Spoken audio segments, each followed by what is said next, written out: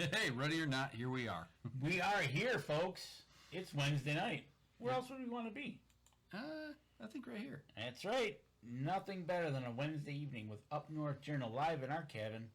That's right. So, welcome back to another Wednesday Night Live tonight, folks. Wow. What a heavy week. Very heavy week. Heavy couple days. It's, man, I don't even know where to even begin with Right. what's been going on. Well, first off, prayers up there in Gaylord. Yeah, I mean, it even here locally, it's been a heavy week. It has been. It's just been wild, to say the least. Absolutely. So, for those of you who are not familiar with Michigan, Gaylord, who is like right in the center of up north, got smoked this week or last weekend by a tornado. Took 2 lives and injured 44, tore the town completely apart. So, we want to give them a big shout out up there and let them know we're thinking about them. Hope everybody's okay. So, alrighty. So, Mark Coleman, because it tastes good. what's he talking about? I have no idea. What tastes good, Mark? Would you like to fill us in? Yeah, enlighten us a little bit this Right. evening. So, let me get my share out of the way here real quick, and we're going to get rocking with tonight's show. So, if you guys got anything you really want us to talk about tonight, let us know, because tonight we're just going to touch on a few things and see where it goes and chase a few rabbits and see what happens. Right. So, A lot of it will depend on what our viewers want to.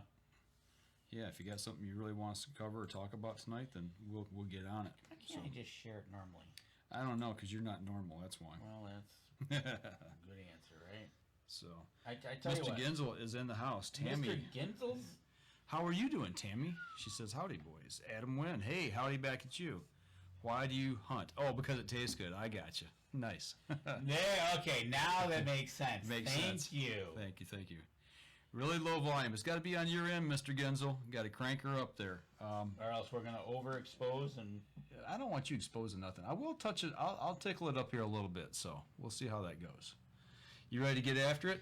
Give me 3 more seconds. 1, 2, It should be 3. posted. Good. Here we go. Stand by in 3, 2, and 1. Welcome back to another episode of the Up North Journal Podcast. Everybody, host Mike Adams sitting in the cabin tonight on another Wednesday evening, fine Wednesday evening here in Michigan, and none other than Danny DeFall. Hey everybody, how's everything going? It's Wednesday before Memorial Weekend. That's right, Memorial Day weekend is upon us. It is. The mad dash to up north. And for anybody in this area that travels US 23 northbound, you better find another way to get up north this weekend, because it's going to be shut down permanently. Well, I was in it, and I didn't know why, so I had to take a detour to get to Mike's today, and then Mike... Hey, Denise. And then Mike asked me, did I come up that way? I said, yeah, and he goes, well, it seems somebody with a dump truck had the dump truck extended and was going down the highway. Yeah, they forgot to put the box down, and the box is wound up in the middle of the freeway, separated from the actual tractor portion of the Pretty sure at that truck. point it's higher than the, 14-something feet. Yeah, it was higher. Yeah. So I wonder, so then what that does is they're going to have a bridge inspection. Then they're going to have to determine if they're going to have, whoa, that could be bad. And it was a city vehicle on top of that.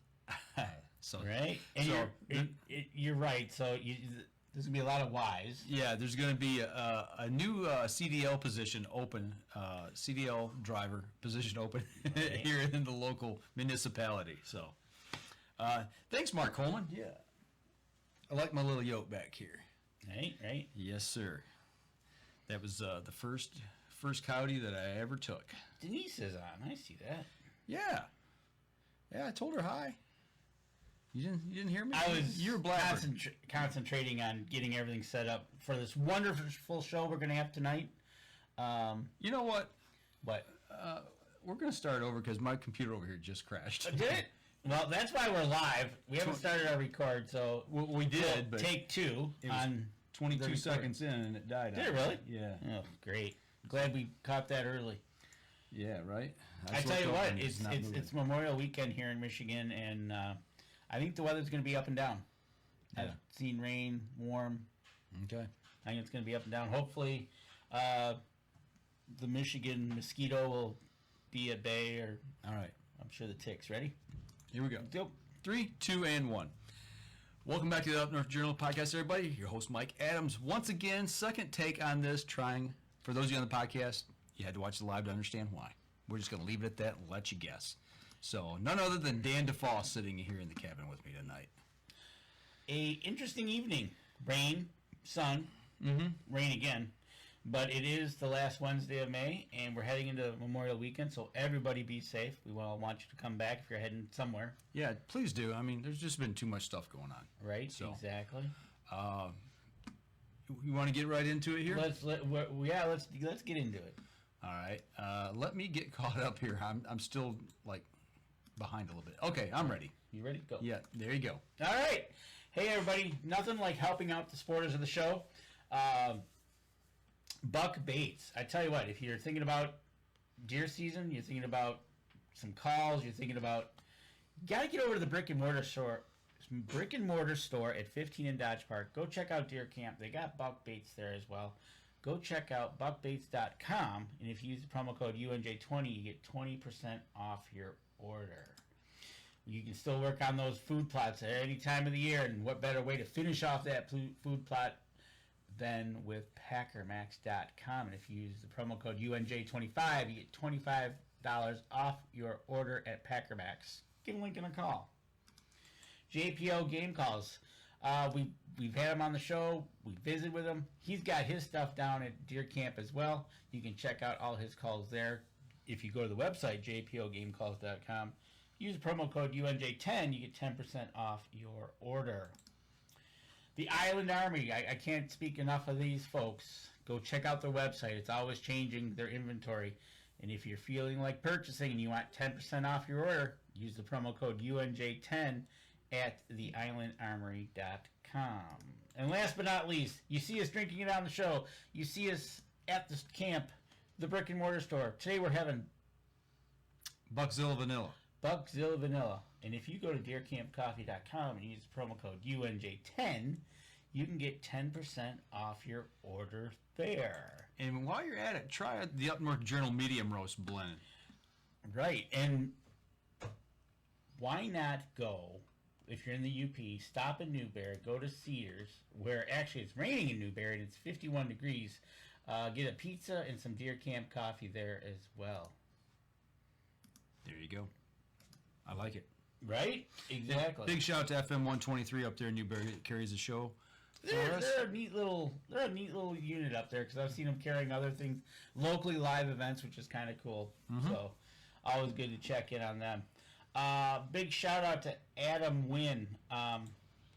He posted a picture, and I noticed this traveling. Hit that corner button in the upper right there so we can see it full. There we go. There we go. I noticed a lot of deer kills on the road, traveling the highways. There has been a lot here in the last 2 or 3 weeks. Yeah, so big They're shout active. Big shout out to him for posting that he was out morel hunting. Not as good as Mr. Coleman, I guess, but he did come across this little guy all curled up. So if you see him, leave him alone, folks. Very nice. Exactly. And Mr. Coleman said that he had a hard time distinguishing if Maverick up there was you or Maverick. Just saying. It's gonna be one of those nights, folks. Yes, it is. You know, buddy, old pal, remember, What? he's going to be sleeping at my house. That's okay. Maybe he'll crop dust while he's there. Maybe he'll be Sharpied. He might get Sharpie too. Yeah. Right? Sleep with one eye open, Mark's all I can tell you. And that's a big note, as we start the show off. June 4th, folks, the whole Up North Journal crew is going to be together, actually. And Mark's going to come up from Indiana. Adam's going to come on over. That could be dangerous. Right? We're going to have the whole crew. We're going to be at the New Baltimore Trade Center for their outdoor show. There's going to be different vendors there. We're going to be there supporting Deer Camp. Buck Baits. Island Armory is going to be there. We're in the head tonight. So if you feel like doing a little bit of outdoor shopping, come on over. Check us out. We'll be there. No, you're not. Sorry, Mark. But come on out. Come see us. We're going to be there for a little while. the whole entire UNJ team, so you get to meet us all. Whether you like to or not. Right? There you go. You can talk with us, pick our brains, talk to somebody from Indiana about shroom hunting. Or deer hunting. Well, yeah. So, And then you could talk to Tammy and to Adam about walleye fishing, and then we're going walleye fishing the next day. exactly. So there you go. So It's all good. it is all good. And, well, folks, as we talked about in the preview at 7 o'clock when I was on live, it's going to be kind of a smorgasbord show. If you got anything tonight, throw it at us. Throw it at us. We got a couple items that we got up. It seems that Michigan is going to have, they've outlined a mandatory deer check system. So we kind of want to touch on that. Right now, it was just presented to the NRC. I'm going to call that up there. It was a general outline given. It looks like what it'll be. The Cliff Notes version is they will have to complete the online harvest report within 72 hours of harvesting their deer.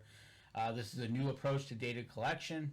It'll combine the expedience of online and near real-time harvest reporting with the strength of a post-season harvest survey estimates with supporting statistical confidence intervals.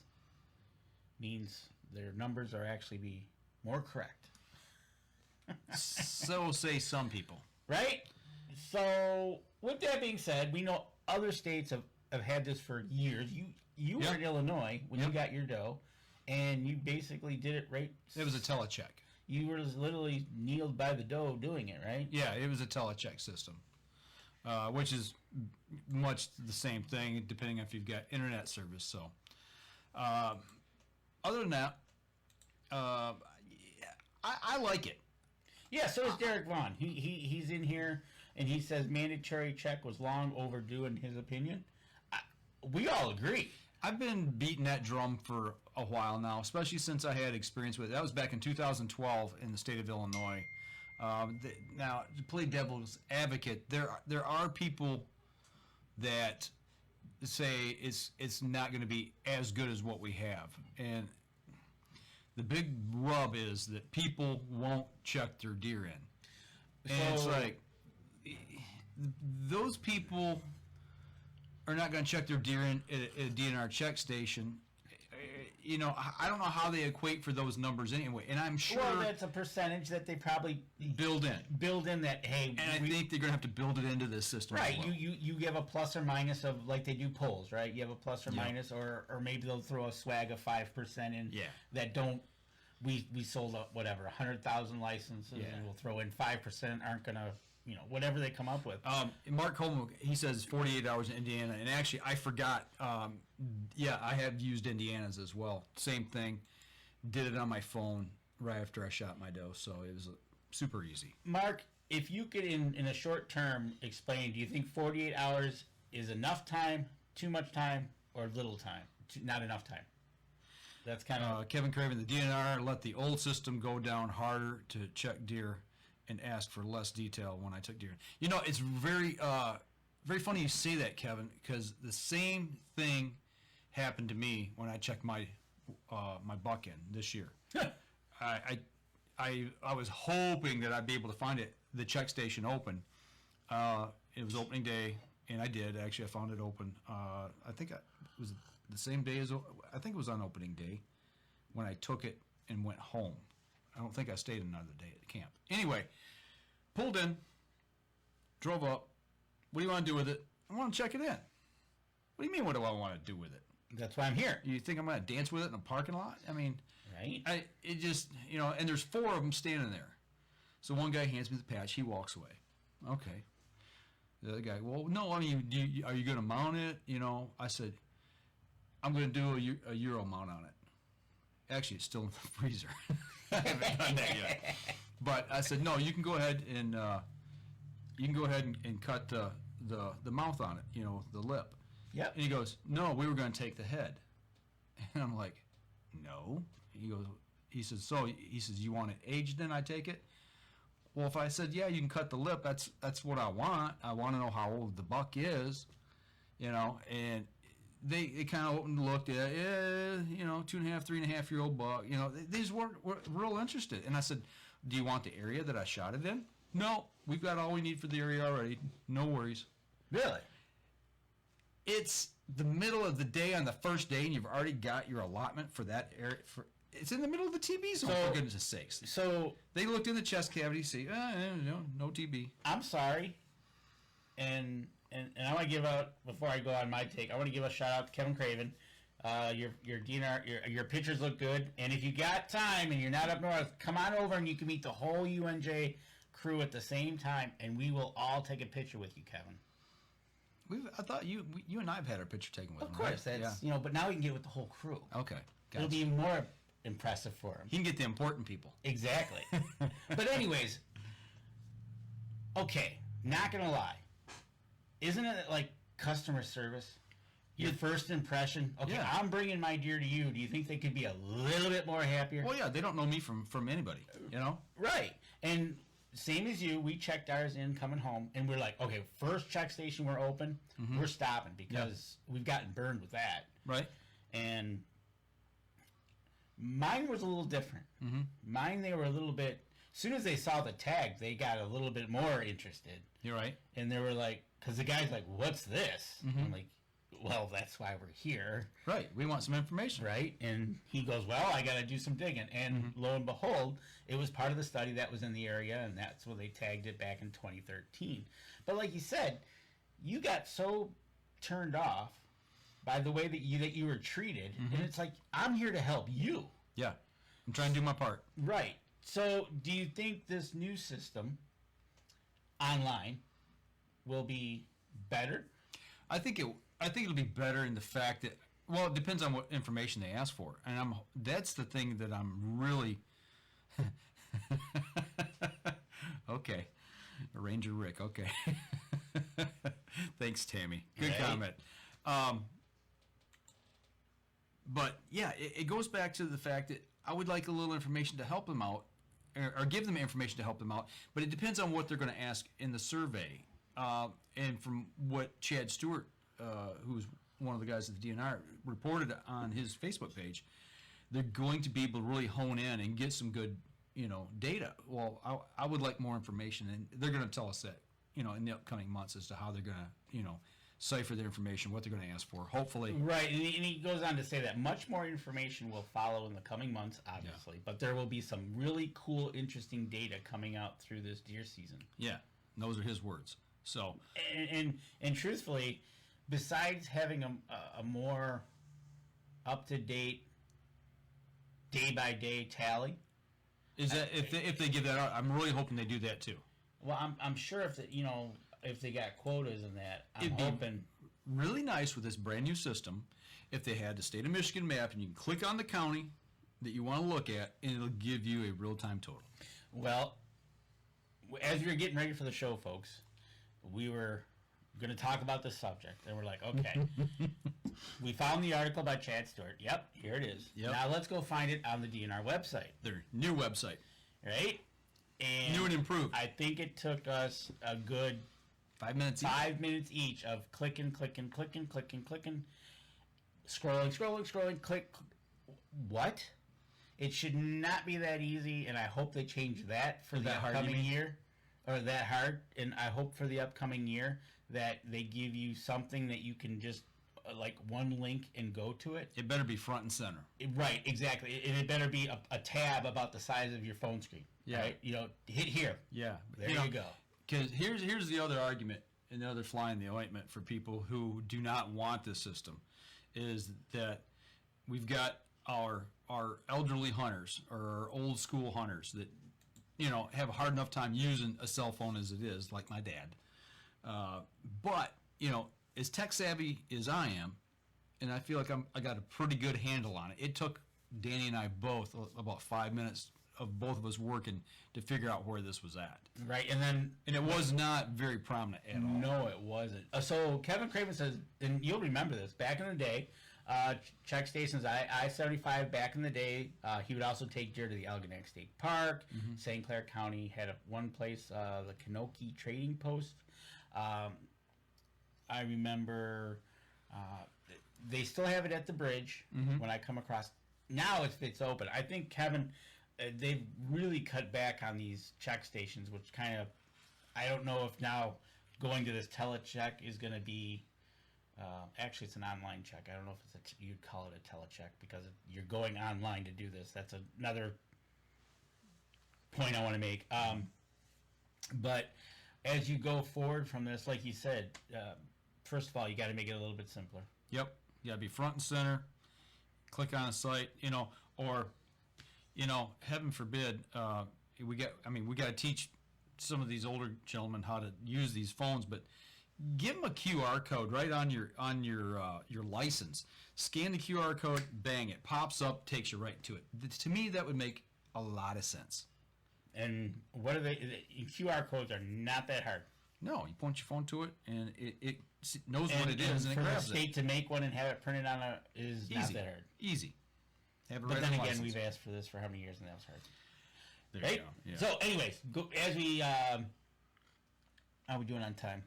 We can ramble for a minute if you want. Okay, What do good. you got? Well, we were looking online on our computers. I'm in the UP, and Cell service. my cell service can be sketchy at best. At best. Sometimes I can only do texting.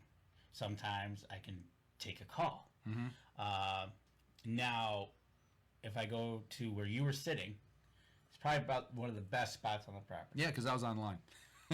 So that would literally, Yeah, I was that would posting have on. to be my phone booth Yeah. to go there, get online, Yeah.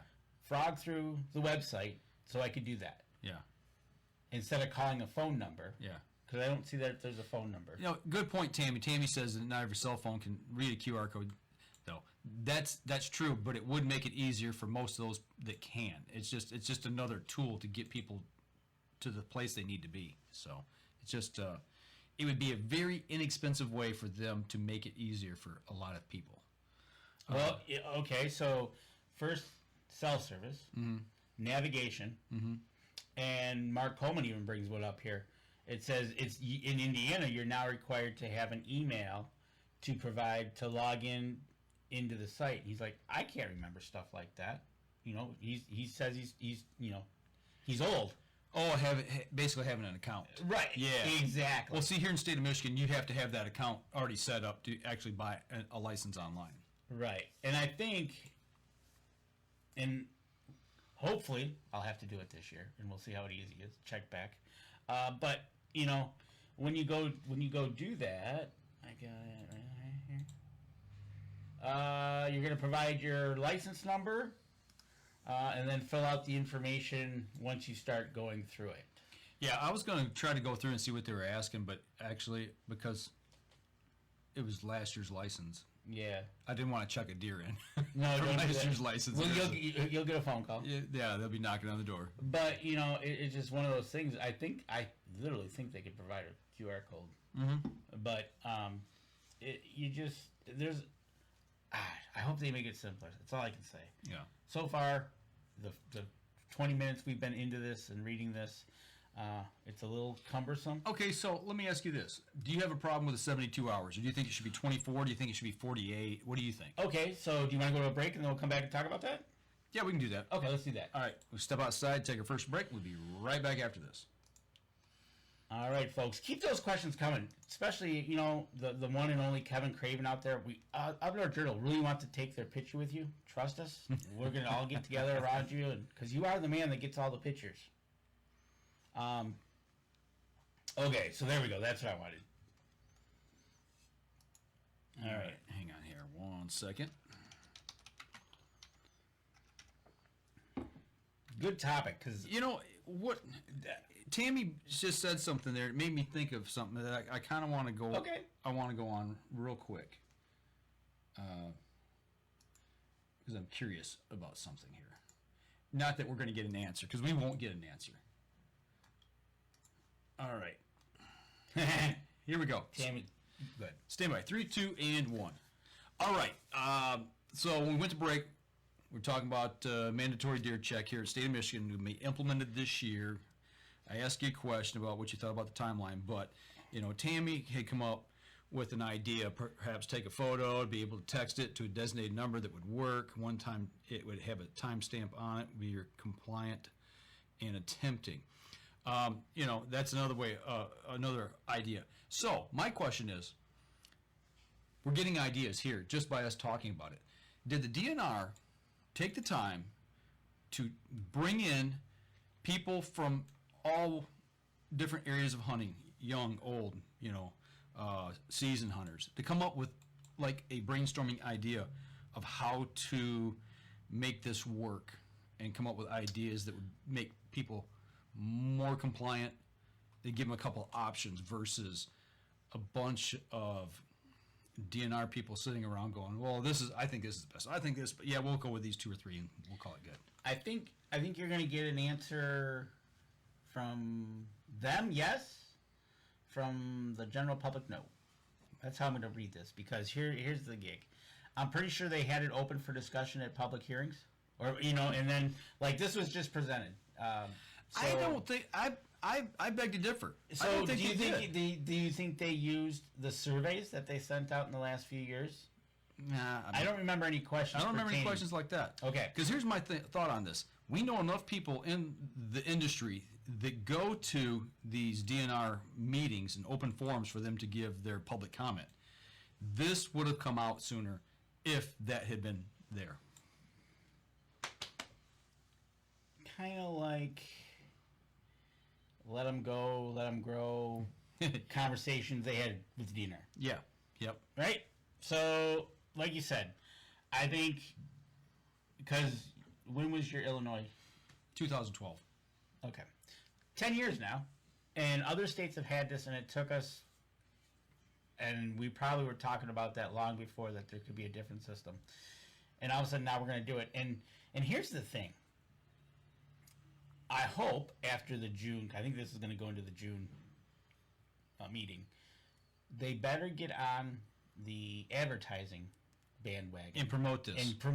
And promote it in a good way. Don't come out, hey guys, we got a mandatory check.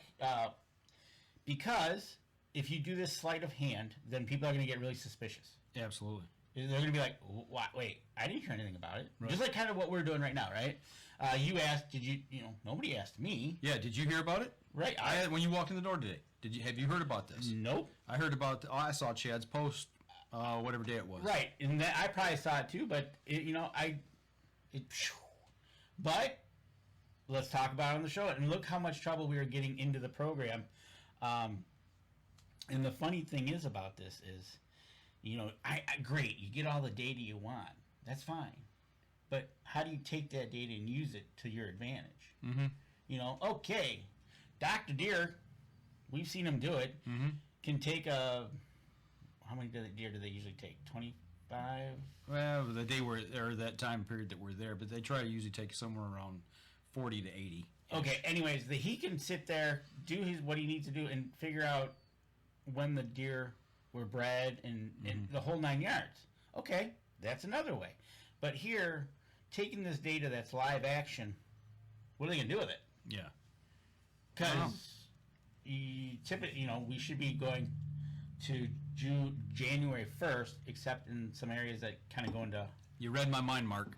I was getting ready to January. go there. So we will definitely try to do that. And so I don't know. I'm just hoping this is not a perceived sleight of hand by the DNR. There's going to be people that are skeptical. I mean, if you go look at Chad's post, there's a lot of people on there that are poo-pooing it already, don't want anything to do with it, finding faults in it, and it's not even, the plan hasn't even been put out there in place yet for everybody to see. So right. So now let's go to the question I was going to ask about the implementation of the time frame, 72 hours. Okay, so for the first year. So here in Michigan, the first year they're saying 72 years or 72 hours. You got 72 years. I know, right? And Mr. Coleman said they have 48. 48, and he doesn't like it. He thinks it's too much time. He would rather say 24 or 36. Mm-hmm. All right.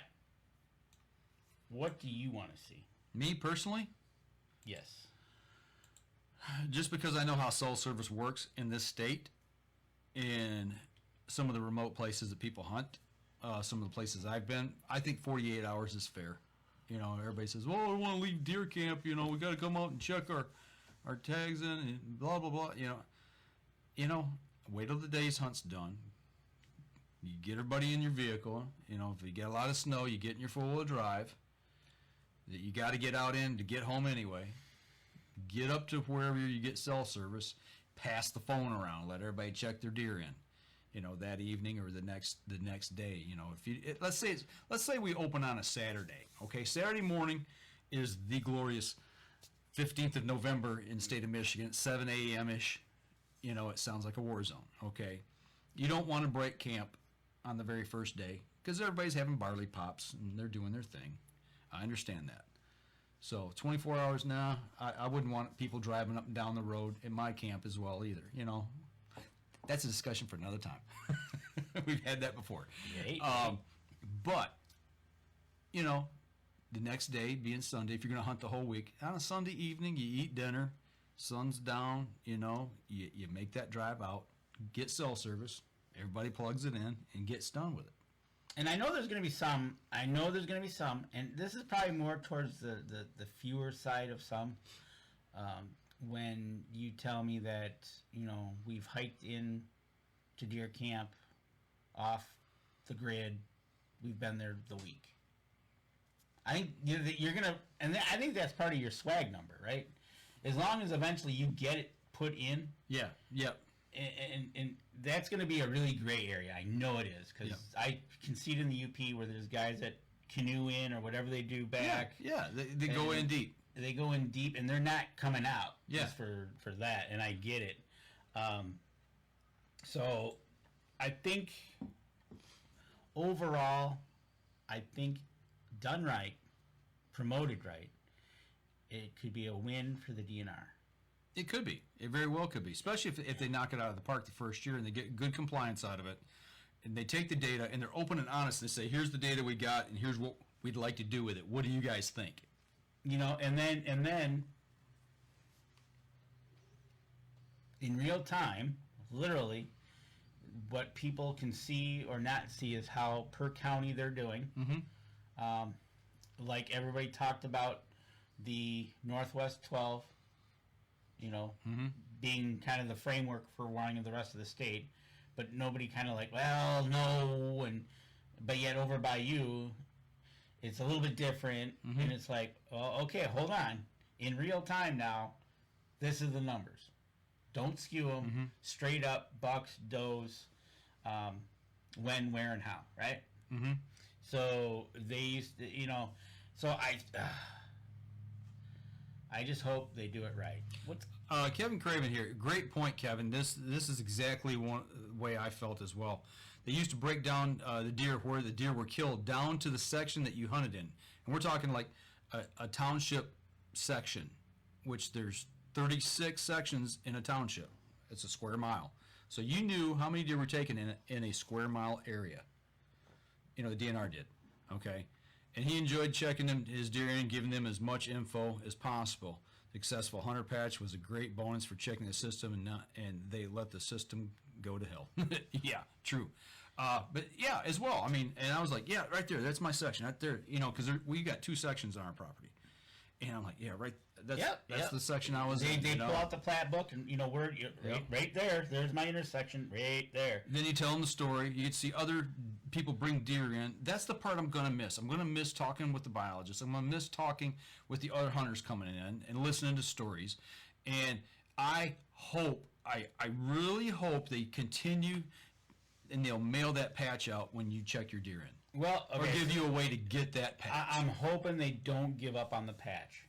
Because if they do, I'm gonna be pissed. Well, it's one of those things like Kevin said, the patch was a great bonus, but to a person, anybody, This is last year's? yeah, that's the 100-year one, right? Yep, I got my two deer last year. You 2005. you know, back in the day, you used to sew them on your hunting jackets, so you'd sew them wherever. You got all yours? Yeah. I started collecting these. I would actually go on and buy these whenever I could to fill in the ones that I didn't have. Oh, really? Yeah, I didn't know you could buy them. I've got one replica Okay. because I Gotcha. wasn't. Yeah, because I mean, you get if you're trying to really collect these for what they are, be very careful because the older ones in Michigan in the '70s, there's replicas out there. Oh, gotcha. But, I've got most of them. you know what? We've talked about this on the show when we've done shows at Cabela's or where we've ever been. But giving this to a youngster and having him talk about this, It's like you give them a golden candy bar. exactly. It's like the golden ticket from Willy Wonka. It's Yeah. like, we had that little kid that was talking to us about bear hunting and stuff, Yep. and imagine giving him a patch or somehow giving him the recognition in this way, a patch that you're right.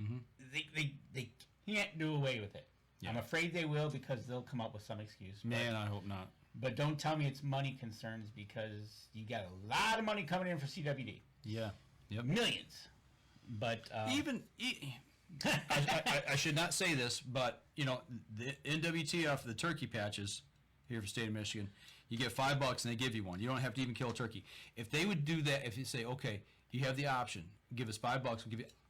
I would do it. yep, I buy 4 tags or 4 turkey patches every year. Mm-hmm.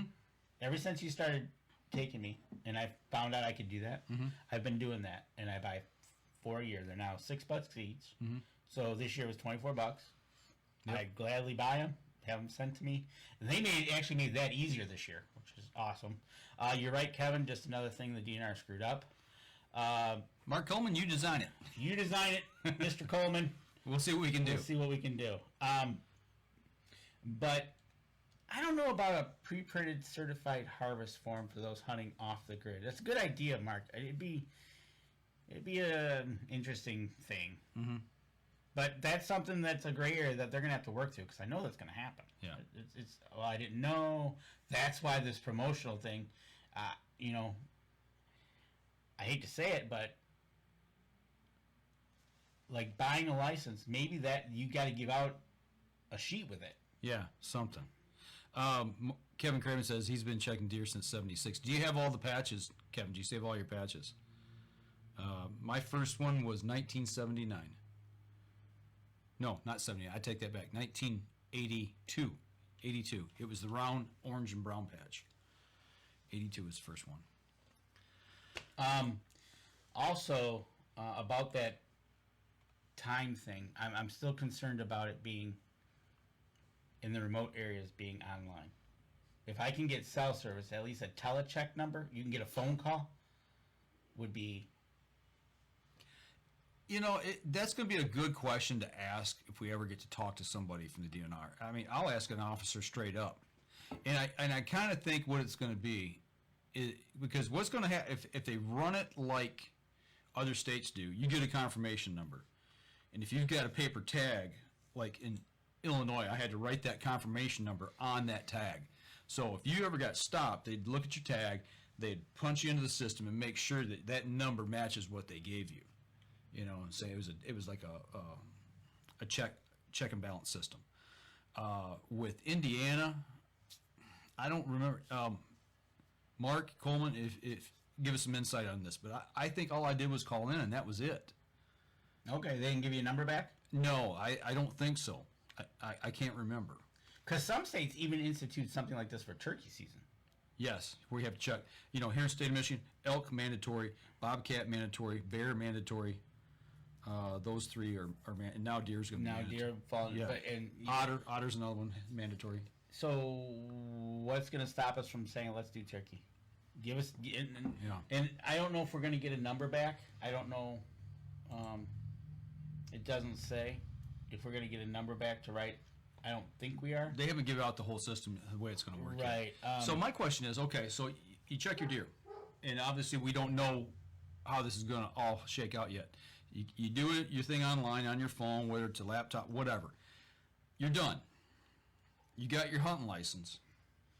What do you do now? Do you still do the old peel and stick and tie it onto the deer, or what's going to be the process if you're stopped with your deer in a vehicle and the DNR goes, "Oh, I'm gonna pull this guy out. He's got a deer. I want to make sure he checked it in." Okay, so here's my. Yes, you're gonna have to tag it because exactly that. Whether you're pulled over by a DNR Big shout out, officer my dad's watching. or checked, they will run your number, and they will be able to correlate. Check the system. Yeah. They will be able to correlate immediately. Have you checked that deer in, and when did you check it in? Mark says down in Indiana, processors require confirmation number before taking your deer. Okay. Does the processor call that in, or do you have to give them the number that you were given? I don't. Like I said, I process my own deer down there. Well, because so- we can't bring deer parts. Oh yeah, back in the that's state of Michigan. That's the other with part of it, CWD. right? Is,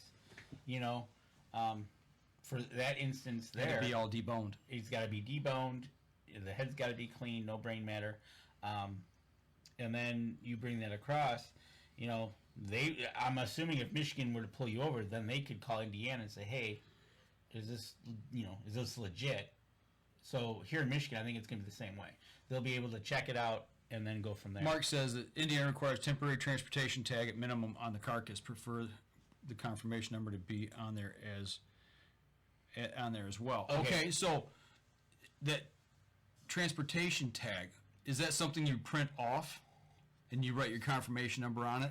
See, I printed my tag out. I bought my license online for the state of Indiana, and that's what I had. That was That was all paper. It was paper. It was just a piece of paper, and I carried that with me. I printed 2 of them in case I lost one. Right. I get that. And I had that with me when I came home. But I don't remember getting maybe I did get a confirmation. I just don't remember. That was three years ago, 2019, I think. Right. So It'll be interesting. I'm hoping after June, when I'm pretty sure that's when they're going to vote on all this to confirm it, because that's usually the meeting, because they need to get everything put into place before Put it in the book. Put it in the book before everybody starts buying their licenses, and then I hope at that point maybe we can get somebody on the show. We'll try to get a hold of the DNR once it becomes legit that's the way they're going to do it. We'll get somebody on, because if you do it right now, they're not going to be able to talk. Right. They can't say anything until it's voted to be okayed. So I hope I always refer back to the best campaign Michigan ever had was the Pure Michigan campaign. Absolutely. Tim Allen. I'm telling you. Everybody knows that voice. Exactly. Why not Get him to do it. get him to do it to say, hey, everybody, Pure Michigan is checking your deer in. If not, I'll do it. Oh, Lord. I will do the promotion. You can pay me like they pay Yeah. Tim Allen. I'll do it for a third of his cost. There you go. But it just, I'm hoping that this just works like we've all hoped that Michigan would go to, and they do it right. Yeah, I don't know how to say it. I like the fact that they're implementing it this year. They're going to require it, but if you don't do it, they're not going to smoke you on it. So That's an interesting take by Mark Coleman. What you have to do? You have to print the temporary transportation tag. Requires standard info, name, address, date, time, blah blah blah. What if you don't have a printer? You're like me. yeah, you're in the I'm UP. coming back from the UP, and I'm gonna go. Hey, I got to get to the processor that I'm going to by 5 o'clock. Do you put it on your phone and tie your phone to the carcass? Right? What if you got more than one deer? Do you tie it to 2 legs? Tie the legs together, put the phone. I don't know. It's just one of those things that, in a perfect world, yeah, print it out, blah blah blah. Or, maybe You pre-print kill you can tags. pre-print, and then you can write on Yeah. as you get the number. Must be on the carcass before putting in a vehicle. So that's a kill tag. Mm-hmm. And goes step back to where Tammy was saying, hey, take a photo of it and everything. Okay, You better make sure that tag's visible. That's all Okay. I got to say. let's back the train up. Okay, let's go down this whole road a little bit again. Okay, so I buy my tag. In state of Indiana, I had a paper tag, right? Yeah. I can print off all these You can print them off like postcards. kill tags, right? Right? Who's to say you've hit your limit? I mean, if you put a kill tag on and you put it on and they see you going down the road, they're not going to stop you. I'm saying that's a way to circumvent the system unless you physically get stopped and they start digging in and checking said stuff. That's if they see you with it. Right. in the back of a pickup. Well, a poacher's a poacher's a poacher is always going to. Well, not even poaching. It's laying down in the back of my pickup truck. True. And you don't see it, and I have things over to protect it or whatever. It's just, like you said, I've got one. Hey, thanks, Mike. You got one too, and they can get out of hand. Well, here in the state of Michigan, right now, we've got kill tags. Our license is our kill tag, our carcass tag, so to speak. I don't see why they should stop that. That should be your tag. As long as you've got one of those in your hand, it's valid. And then once you call it in and have it checked, we're talking about a check versus legally transporting home. It's two different things. Yep. But still, I think the kill tag that we've got now in place, the plastic sticky back one, and you fold it over on a piece of string, wire, whatever, tie it to the deer, and notch it out. I think it's the same thing because it's got all your personal information. It is, and they can scan it. Right, and he says pre-print sheets of them prior to hunting camp. Yeah. So basically, you fill in all the information that you got after checking it in, and that becomes your kill tag. In Michigan, we've got it pre-printed. You notch it out, and then that becomes your transportation tag. Right. So now I don't know. Maybe they're going to add the number, and you have to write the number on the license, which I think would be great. Mark Coleman says, always carrying a writing device. Mark, as famous as you're going to be, you should always carry a Sharpie. You're going to be signing autographs left and right. Danny does. And a stack of 8x10 glossies, too. So you think I'm kidding. People, he's got them. Right? So, but I'm actually kind of, the more I think about this, the more I'm upbeat about it. I'm just worried that they're not going to be able to. I just hope they do it right. I don't know how to say it, and use the data to our advantage. Prove that the Northwest 12 is actually a good thing. Yeah. You know, I've seen the data that says, yeah, it already is a good thing, but nobody believes it. I want to see, like, points on there. When you check it in, okay, how many points on the left, how many points on the right? I don't know how they could do age class. Yeah, it's got to be silver Sharpie. Absolutely, Tammy. My guess is that it's going to be exactly what you see on your kill tag. Yeah. Month, day, right, left. There's got to be a little more male, than that, though. Female. There's got to be more information. Well, I'm pretty sure they'll probably go into what county, and then literally that's probably about as general as they could be. Because I don't think a lot of people are going to know their section numbers or their. No. If maybe, what else could you ask for besides the legit? Well, like for me, Iron County. You could ask. You could ask some. Is there any visible signs of disease? Is there, does it have TB? Any visible signs of TB? Is there any visible signs of CWD? If you know how to age a deer, can you give us an approximate age? Yeah, I don't think they're gonna go there. I don't either. On a doe, was the doe wet? As far as milk, had it lactated that year, so would it give an indication of breeding? That's an easy one. But are people gonna do that? That's Probably. why I think they have to. I think with this system, two things. One, keep it simple. To start out with. And then educate them. Yeah. Hey guys, we're gonna add this question next year. Yeah. 2023, we're gonna ask, and this is how you do it. Here's a sheet. Yeah. If you shot a doe, is she milking? This is how you check. Please, this is what we want to know. These are all questions that they use when you stop at a check station too. They'll ask you. But I just hope they do it right. I'm kind of getting excited for it. I'd like to, hopefully in August, September, we hopefully can get somebody from the DNR to come on and talk about it and just kind of give us a tutorial. Well, we've asked many times before to have people from the DNR speak on certain things, and they will not do it. No, they don't.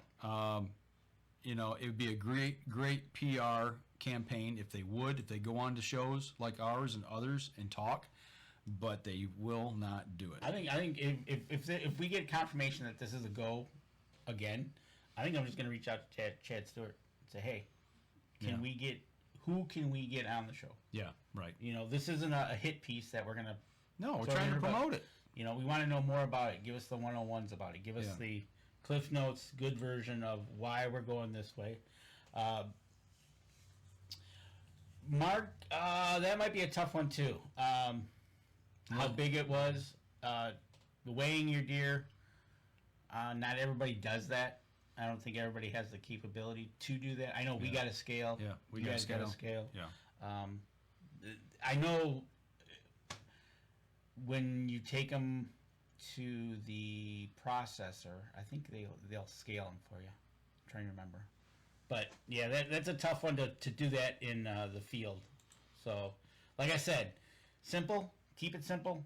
Make it easy. And go from there. And then see how this year does. They did it last year, and I didn't know they did it last year. You told me that, and I'm like, there was an online check. Well, he found it, and that's when we found the whole thing. Right, and they're showing a 21 license, and it's like, wait a minute. Does anybody that's out there that's listening to the show, and if you're listening on a podcast, message us back and let us know. Have you seen an online check form from the state of Michigan for deer? Because I have never seen that. Right, exactly. So it's like, and it may be because they don't have the 2022 licenses printed out yet. Maybe that's why we're seeing all they need. Okay, so I'm going to be the computer goofball. You could change that pretty quick. Yeah, that's an easy change. You But can Photoshop in 2022. You can, but yeah. So I hope this is the right direction. I know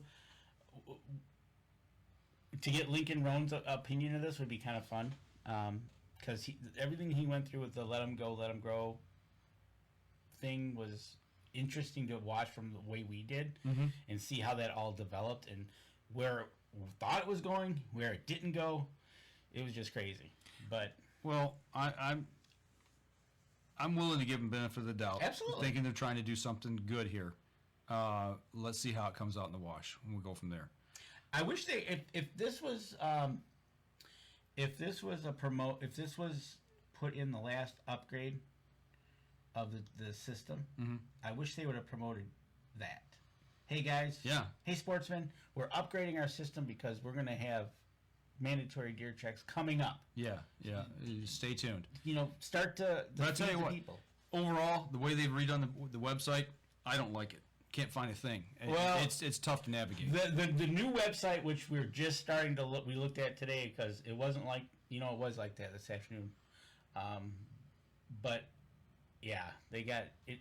It needs some work. Cleaner look, but it's got to be a little bit more simpler. They got to go back to the pictures. Yeah. A deer, a turkey, a bear. Yeah. Right. So. All right. Well, I'll tell you what. We've talked in this segment here for almost half hour, so we're gonna have to cut the next two segments here pretty quick. So. Well, when we come back, we can talk about Adam Wynn. There we go. We'll step outside, take our next break. We'll be right back after this. All right, folks. Keep those questions coming in about this because Mike and I just kind of touched on this before, and then we're kind of running with it as we go as the show. We do have one more thing we want to talk about is kind of the question is why do you hunt? We'll try to save that for the last segment, or we'll get into that next segment. Here we go. We're back. I shut you up real quick. Right? I didn't allow him to talk during the commercial break. I know, right? So, Adam Wynn. And I get this problem. I would get my deer checked, but there's none really close to me. That's a common problem. And the ones that there are out there, they didn't man very well, or they weren't open in the appropriate times. So, one year, I live in Fenton. I brought my deer home, and I'm like, where am I going to check this thing in? And I had to go to Southfield. Yeah, that surprised me. Right? And I'm like, the year or two later, I got a deer, brought it home. The Holly station checks them. Mm-hmm. I'm like, really? You got a drop Awesome. box. No, They got doe heads. Oh, do they? Yeah. Okay. They used to. I went over there and she checked it in and it was awesome. But I get where Adam comes in because, like, everybody in Southeast Michigan run into this problem. Yeah. It's like, you used Not to be many able to places to go. Like Kevin, he'd go to Algonac. Mm-hmm. Now I can go to Holly. Southfield. Even when I went to Southfield, the guy's like, you brought this deer all the way from the UP? Mm-hmm. I live here. Right. So. Well, I'd pass 3 on the way home. And 9 times out of 10, they're all closed. All 3 of them. That's another story that I figure it's the one time out of the year that you're looking to gather all your data that you really want. Man them. 12 hours a day is not Man out of the stations. When you're at work or I'm at work and they say, hey guys, you gotta stay late because we really gotta get this done. You stay. There you go. Do you want to work? You stay. Not do you want to work, guys? Asking the question, they're telling you, do you want to work? They're telling you you're going to work. Right. You're right. Job. Adam, the closest one to you will be that Holly wreck. So when you go over there, just stop in and Danny will provide lunch for you. Okay, I'm feeding people now. It's right in his back door. Right. Does Michigan have any special permissions for youth, seniors, military vets, disabled for licenses or hunts or harvest limits? We got them all. We've got the military vet disabled hunt in September, Liberty Weekend. Yeah, there's discounts for veterans and military and seniors. And there's a price break as well for youth. Right. So yes. Yes, they do take care of that. And they also got a youth weekend, which that's a whole another debate if you want to go into that one. So yes, they do that. That's you're right, Adam Wynn, last weekend for Turkey.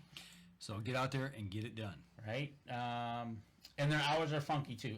It's pretty much office hours, I do believe. 9 to 5. Yeah. If you're lucky. And don't go during lunch. Didn't Richardson's meat processing have one? No. Okay, so yes and no. They did if she was there. When I went there, she was there. Another time I went there, she wasn't there. So I think it's like, depending on if it's maybe the weekend, she's there. Oh, DNR officer? DNR officer checking them in as you came in. So Richardson's meat is one of the bigger ones that they were hanging out at. So I've seen them yes and no there. And I think it had to do with what day of the week it was. Right. You know, if it was a Saturday and like people were coming in, yeah, they'd be there. Okay. I totally get that. You're right, Mark Coleman. 100% agreed to be open, period. Yeah. Actually, Terry, great point. Should get to college students to man the stations, and there were a lot of college biologists at those check stations. They used to have the Michigan State. What's that division? They're all from Michigan State, pretty much. They would send them out to each MSU Extension Office. Yes, and they would send them out, and they would help help the biologists with the writing of them, and they would help teach them. Yep. So yeah, definitely they did do that. But again, they should. That's part of the So that is part of the younger generation dealing with people. Mm-hmm. This is how you deal with an irate hunter who's checking in his deer and he sees something he doesn't like and he's going to let you have it because you guys screwed up. Because you got DNR written right here or on your back. And I've seen that, and they'll tell you about the wolves, and you'll hear everything. They'll tell you everything that they've encountered in the woods for the last 50 years. Right. So all we can do is hope, see how this works out, and maybe in August, September, we'll see if we can't find somebody to talk more about this, and then go from there. Okay. Let's shift gears a little bit. Yeah. Actually, Adam just said something here that made me think about switching gears. He said he finally got out on the kayak yesterday. Felt good to be on the water again. And, that's what I'm going to be doing this coming weekend, starting tomorrow, the next 5 days. Getting out on the water, getting the kayaks out, taking the boats up. So with that, talking about why we hunt, fish, why we like the outdoors, why are we bloodthirsty killers? So why are you bringing this up? I watched a movie on Netflix last night or night before last. Steve Rinella, something about the stars, and it was basically an hour 9-minute long movie, and he talked to different people across all walks of society about hunting. Should it be allowed? Should it not be allowed? What do you think about it? You know, all the way from vegans to people who hunt, and the different reasons of why and how we feel. And the reasons he did ask these questions is how we're perceived and how do we react when people come at us or ask us questions. What are the answers we give? And he was giving his side of what he thought about it. It was good. Actually, it was very insightful. It's one of those things that in your office setting, We come up with this all the time. Exactly. And whether you're in an office or you're out in the field or you're somewhere in public, you start talking. One year, I had a guy across the room doing a turkey call. So I brought my turkey call, and we were going back at, obviously we started talking, and you just, how you're perceived by the other people, you know, it wasn't bad. I've never gotten the yell in your face type situation. I've got people who have newfound respect for what I do, the way I do it, the way I perceive it, or go after it, the way I interact with nature. And I mean, we've talked about this a lot, you and I, especially here on the show in the last 10 years. Right. That for me, it's not about the kill. It's not about that bloodthirst. A lot of people at work saw me as that until I really started talking about it, and they'd ask questions, and more like, oh, really? Wow, I didn't know that. It is more about the care of the animals than anything. And they're like, well, if you care so much for animals, how can you put a bullet in them? And I'm like, it's part of it, but there's also that other side that there is that sorrowful side of it. It's not remorse. I feel empathy for the animal. I feel that in order to sustain life, we have to take life. That's the way nature is. That's the way it works. Something has to die for something to live, whether it's plant-based or whether it's animal-based. Right, and that's one of the things that when we have this discussion, people, and it seems like lately people are kind of sometimes on the mindset that if you don't like what they do, they're going to badger you, they're going to belittle you, ban you, whatever. Pick your method that they want to use. Cancel you. And that's the term, right? Because you don't agree with how they see things. Now, I remember you had somebody. I think you were goose hunting, and you had somebody. I know exactly what hunt you're talking about. You had somebody come out and confront you about that. Yeah, but you were perfectly in the legal rights of doing everything. But yet that person wanted to come out and talk to you about it and confront you about it. Not sure I would do that when knowing that these people got guns, but that's another story. I should dig that video out. Right, you should. What's the other? Up in Saginaw. I can't remember who it was, but they always got the cops called them, and they were just scanning fields for birds. You know? Yep. And all they were doing is just looking around, and all of a sudden here comes the sheriff. Somebody calls. We're like, what? Yep. But to go after somebody to the point where you're going to degrade them, you're going to belittle them because you don't, and you'll find out that hunters really don't get into that aspect of it. Now, granted, you can't put some same hunters in the same room because we can't play in the same sandbox. Yeah, because we will pick up our toys and throw them at each other, then go home. Right. We call each other names. Right. We're our own worst enemy. Exactly. We do more, and that's part of the education. And I think that's kind of what it is when you talk to other people, is you educate them. Do I kill them? Yep. Yeah, I do. Do I feel sorry for them? Empathy? Yep, I do. But that might be one deer, one turkey, whatever. I said, but there's a bunch more that I just fed. I planted crops for them, and they're feeding and eating, and they're happy. Yeah, and when you keep the checks and balances in the right proportion, the carrying capacity where it needs to be, you're actually to help keep disease and starvation and other factors out of the herd. It can be a detriment. It's you have a healthier, more vibrant herd, and you have a more healthy and vibrant habitat for them to live in. Right, and then what you don't want to see ever is if it's conserved correctly and done right, you won't have that big winter kill on a bad winter. Yeah. You're going to have it, guaranteed. The week will go, but they become food, but yet you will help Mother Nature not get into that really mean kill. Yeah, right. And, winter kill is part of nature. That's all it is. But if you can help those numbers, bring it down so you've got more sustainable habitat. More food source. More food service. Because we know that they eat 5 pounds a day. Yeah. Right? Yep. and you take a look at in what we've learned with Every day. Dr. Deer, and you just want to go and you teach these people that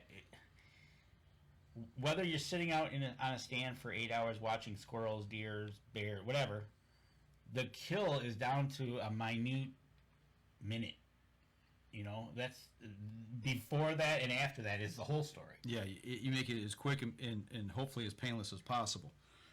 And that's the dilemma, you know, and that's the one thing that people have a hard time getting over is the fact that you're taking life, you know. And the people I have a real problem with are the people that want to badger me or ridicule me for taking game, and then they'll sit there and they'll eat meat, and I'm like, well, you're just a hunter by proxy.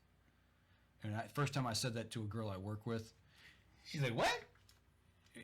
her panties got in a bunch real quick. Well, that's And I'm like, you just have somebody else do your killing for you. And I said, not only that, I said, you're killing, domesticated animals on top of that. What's the thing we always talk about wild turkeys? They're not your butterballs, Yeah. right? You look at a butterball, Yeah. and you look at a wild turkey. Yes, Yeah. When they're, take all those feathers away, and you put them side by side. You'll be go, what is that thing? Yeah. Right? So, you're right, Mark. Freedom, harmony with nature, peace of mind, self-sustainment, herd control, provide for the family. Yeah, you could go on forever. Absolutely. But the point is education to the unknown. And the one thing I always, if it comes to it, I'll be like, well, have you ever tried it? Mm-hmm. Some will say, well, I don't think I can do it. Then that's fine. That's your prerogative. I said, but don't knock it until you've tried it. Yep. Other people, they might not have the means to have tried it, so they didn't know. Mm-hmm. And then but once they tried it, they're like, okay, it's not bad. That batch of deer sausage you and I had made. Yeah. I took a stick of that to work one day. People started asking, "What do you?" So it's deer or summer sausage. That deer? And I'm like, yeah. I said, "You gonna try it?" Well, I don't know. Call a piece. Here, try it. Oh, it's pretty good. It's like you don't know what you're missing until you try it. Exactly. And I always try to try something once before I turn my nose up at it. I might have a predisposition to what I think it is, or what it's going to taste like. But I always try to try it if I can. If I can't stand the smell of it, I'm not going to eat it. I can tell you that right now because I can't stomach it. Okay, no, that's fair because some it's like ooh, Certain smells, right? Mother Nature is more cruel than hunting and doing habitat conservation by getting the meat you eat. Absolutely. Mother Nature is cruel. Yep.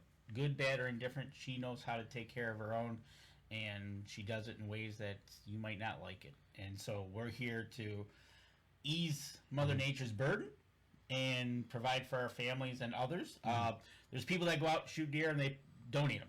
Yeah. Hundreds of pounds given to the food banks, to the I know when DNR usually pick up illegal deer or something, they'll have a number that they're calling to They'll donate it to a family or to a food pantry. Right, exactly.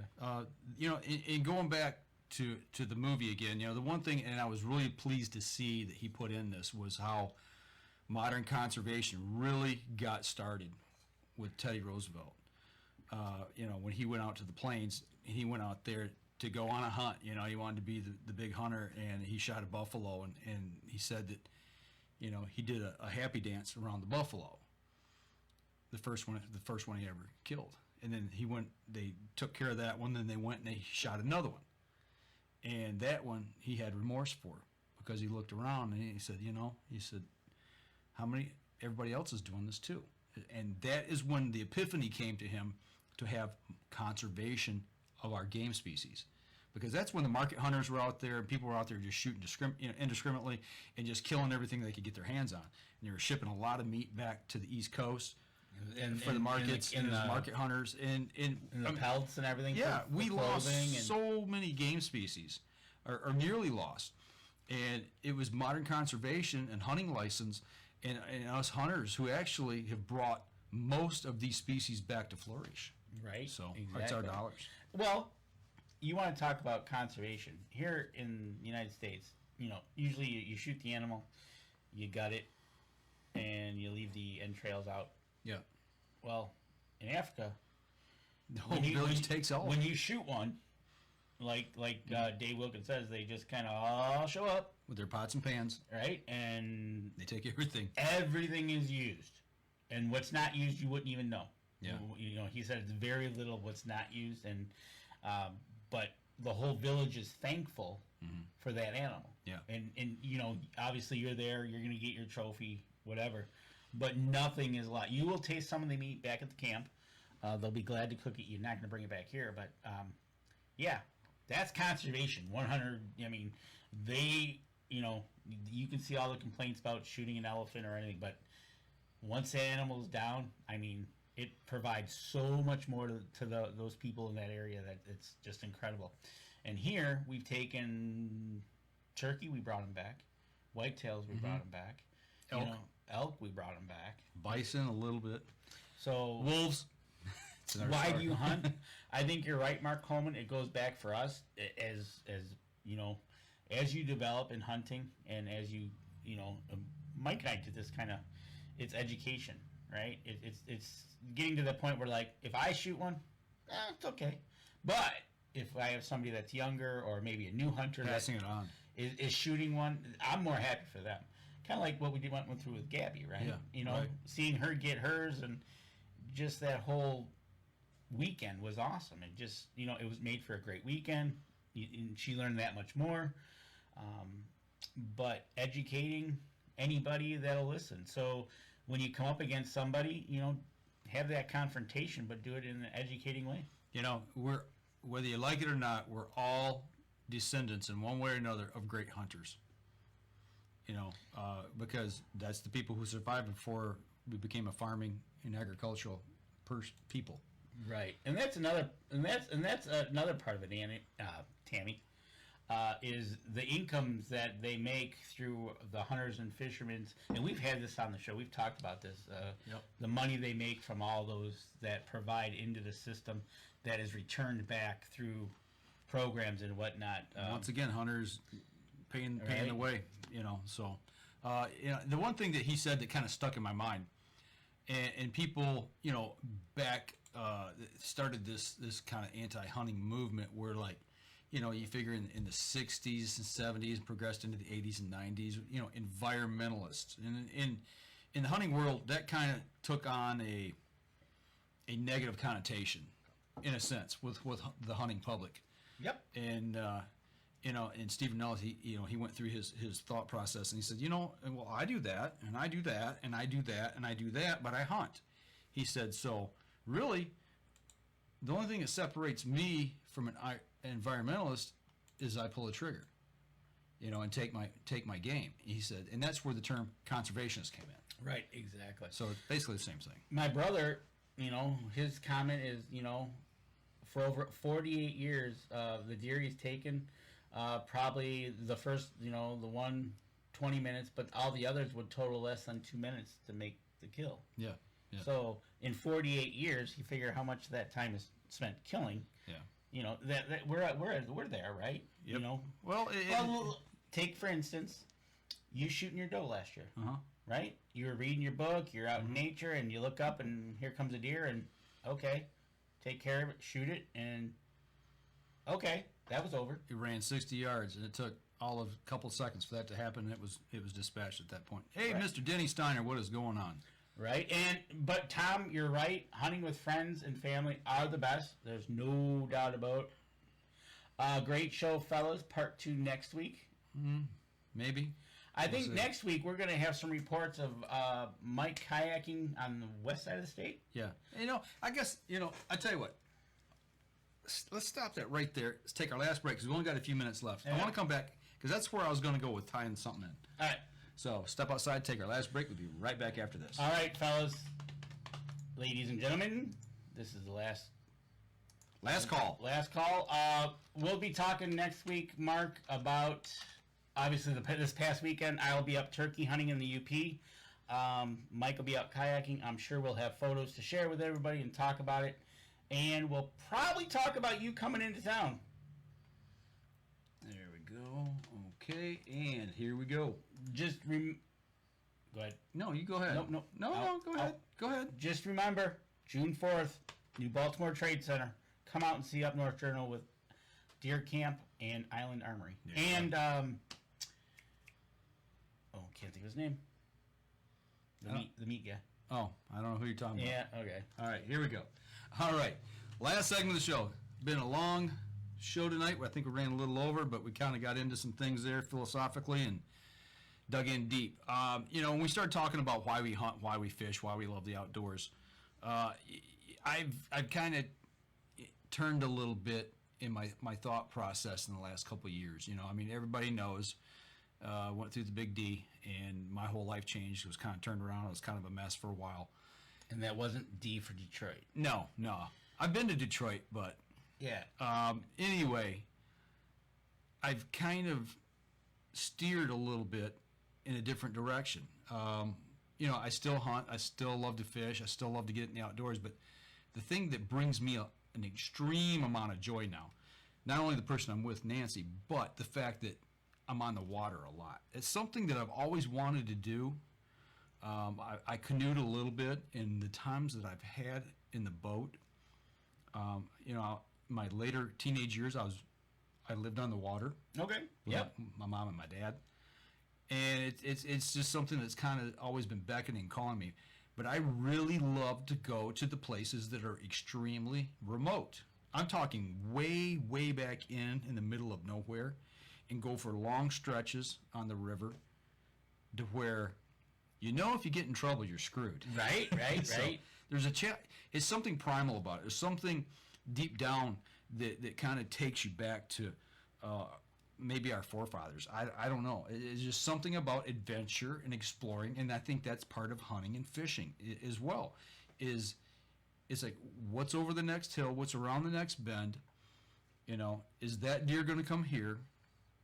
You see a fish jump, can I get that fish? It's the challenge. That like fishing, right? You're fishing over here, and the fish is jumping over there, and you're like, well, I'm in the wrong spot. Mm-hmm. But like you said, it's the joy that you get from doing something that you love, and with somebody that you love.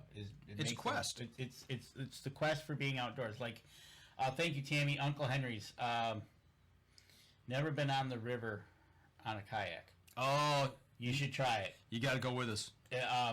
You got to go with us. Like you said, for me, it's at the cabin, having that cup of coffee on the front porch, listening to absolutely zero, except birds, and you just... The thing we do, when we hit the water, we launch from wherever we're at. When we hit the water, we get in the water, both of us, and we're paddling. Nancy starts eating snacks, right? No.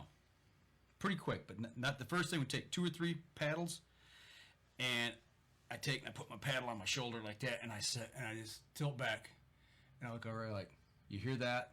And she goes, I love it. Absolutely nothing. Right? It's the peace, the solitude. It's that moment. But like I said, it's that quest of not knowing what you're getting yourself into. Well, it's what's up around the riverbed. Yeah. Right? Or over that next hill that you're when you're stalking. Exactly. You just, and we're, that's part of being in the outdoors, and that's part of the education that people, don't know that you've done. Yeah. Well, you just go out there and you kill it. You just go out and do. Well, no, wait. Mm-hmm. Have you sat out there? Have you sat and listened to what's going on, or have you seen and looked at animals playing, or whatever they might be doing? It's just. Have you ever butchered the meat that you've got on your dinner plate? Have you grown the vegetables that you're about to eat on your dinner plate? Those types of things. Well, and like Mark Coleman said, that even a vegetable garden requires disturbing the natural environment to grow them. Absolutely. Yep. So something must die in order for something else to live. It's right? the cycle of life. Have y'all ever not watched Disney? Yeah, watch The Lion King. Hey, come on now. See what happens when the hyenas take over? That's right. But there is a joke there. Yes, there is. But we're amongst friends. That's why, watching Steve Rinella do what he does, you got to put it into a good light, in an educating light, because I feel that the preconceived notions that you're a killer, you have no remorse, you have no nothing, and yeah, it's about as far from the truth as. And to me, those are your poacher types, that those are the people that are the bad apples that There's bad apples in all parts of society. exactly. Thank you. Whether it's in our law enforcement division, whether it's in our military, whether it's in our schools, whether it's in our workplace, there's bad apples everywhere. Right. And And the thing is you got to be the good in order to combat the evil. And I'm speaking along lines of this week as well. yep, exactly. I've been preaching that all week. We've got to stand up as good people and fight against evil. And it's there. We just got to do it. Yep. So But keep preaching the good word about the outdoors and how it sustains people, the good that comes out of it, how we help the animals, and we like to eat them too. yep, they taste good with garlic and butter, So salt and butter. I think that's all I got this week, man. Yep. No, I'm good with that. Remember, folks, next week we'll probably be talking about our weekend. Hopefully it's successful. Danny Steiner's always loved deer hunting, Poke a hole in it, peel it, need it. Amen, brother. right? But yeah, we'll be on next week, so make sure y'all have a safe weekend so you can come back and see us next week. That's right. If you're traveling, be safe out there. We want to keep people in Gaylord in our thoughts. Those people, like I said at the beginning of the show, took a hard hit this week with the tornado up there, impacted that area deeply, and we're definitely heartfelt about the people in Texas for what's going on right now. So just be one of the good people and fight the evil. There you go. So join us next weekend, next weekend, and Next weekend, New Baltimore Trade Center, 10 o'clock. I'm not sure what time it goes to. Join us with Island Armory, Deer Camp, and Uncle Henry's. there you go. We'll be back again next Wednesday, same bat time, same bat channel, 7:30. We'll be here, Facebook. Y'all take care.